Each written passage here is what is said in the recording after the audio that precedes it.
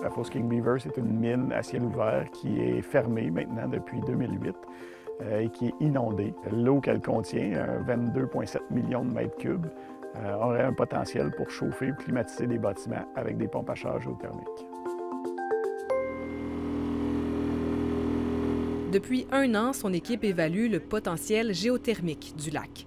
Première étape, mesurer les variations de température.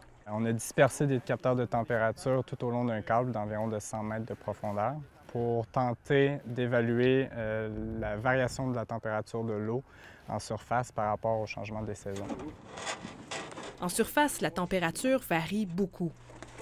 Mais en profondeur, elle demeure stable. On atteint cette température-là constante à peu près autour du 40 mètres de profondeur. Après ça, c'est que des températures de 4,8. Avec un système de pompe géothermique, cette eau pourrait donc refroidir des bâtiments avoisinants en été, tout en permettant des économies d'énergie. Le fait de retourner, de transférer la chaleur à l'eau, on est de 30 à 40 % plus efficace qu'un système de climatisation conventionnel. Et le système pourrait aussi chauffer des bâtiments durant l'hiver. L'eau est à la 4,8 degrés Celsius et on la refroidit à 2 degrés.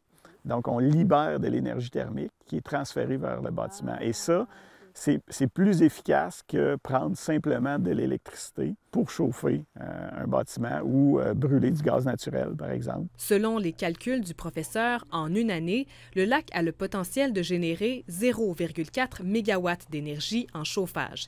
Mais c'est en climatisation que le potentiel est vraiment intéressant. Il atteint 1,9 MW.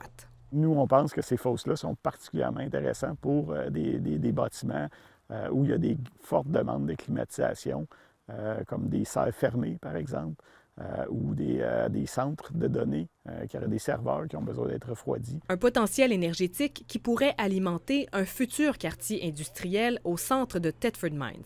Pour le maire, c'est une autre occasion de verdir l'image de sa ville. On a déjà quand même un parc éolien directement ici en ville. Il y en a d'autres à proximité. On a déjà levé la main aussi auprès d'Hydro-Québec s'il y a de possibilités au niveau de l'énergie solaire, parce qu'on a quand même des vastes terrains qui sont disponibles. Puis à ça qui s'ajouterait la géothermie, je pense que ça nous ferait un très beau trio d'énergie renouvelable disponible ici dans le milieu.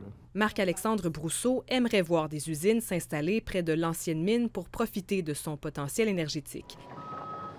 Mais il anticipe des obstacles. À Thetford Mines, les normes de sécurité dans la construction sont coûteuses en raison de la présence d'amiante. Le maire demande depuis des années au gouvernement de revoir ces normes.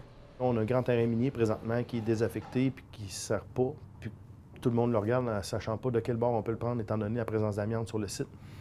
Bien, je pense que si le gouvernement veut marquer vraiment la nouvelle ère de l'amiante, ça serait peut-être un beau geste à ce moment-là de se préoccuper de ce site-là pour nous permettre de développer.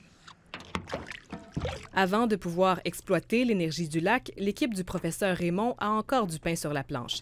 Elle doit notamment déterminer si cette eau est propice à l'installation d'une pompe géothermique. Je voudrais savoir si on a une saturation de minéraux qui peut être dangereux pour les systèmes, pour causer un type de corrosion. La géothermie est encore une source d'énergie marginale au Québec parce qu'elle nécessite des forages coûteux. Mais sur un ancien site minier, l'installation pourrait se faire plus facilement. Jasmin Raymond y voit plein de promesses. Ces mines-là ont été très actives il y a plusieurs années. Maintenant, elles sont pas mal tous fermées. Mais il y a encore peut-être des ressources plus renouvelables qu'on pourrait exploiter. Ici Camille Carpentier, Radio-Canada, Thetford Mines.